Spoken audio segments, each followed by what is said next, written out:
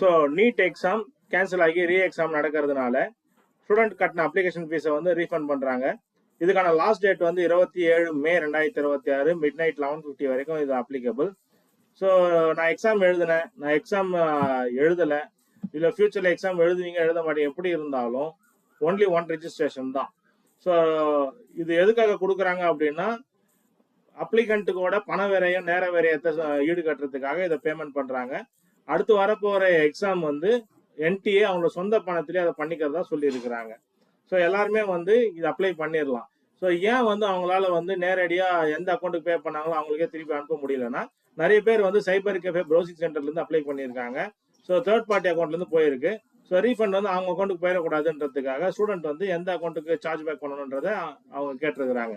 So இதுக்கு நாம் என்ன பண்ணணும் அப்படின்னா என்டிஏ வெப்சைட் போயிடணும். ஃபர்ஸ்ட்டு என்டிஏல நீட்னு கொடுங்க, என்டிஏ நீட்னு கொடுங்க, வந்துடும்.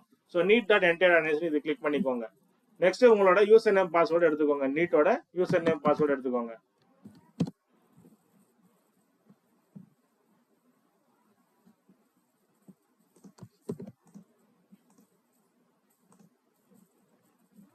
ஸோ இது மாதிரி ஃபீஸ் ரீஃபண்ட் விண்டோன்னு இருக்கும், அதை கிளிக் பண்ணிக்கோங்க.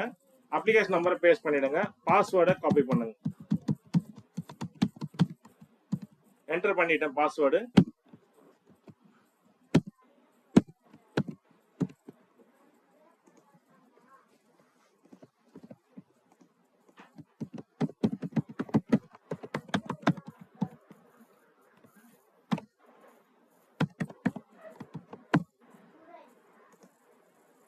ஸோ இது லாகின் ஆயிடுச்சு. கீழே வந்தீங்கன்னா பேங்க் டீடைல்ஸ் இருக்கும். இந்த பேங்க் டீடைல்ஸில் account holder name, IFSC, account number, bank name, இந்த 4 மட்டும் கொடுத்தா போதும்.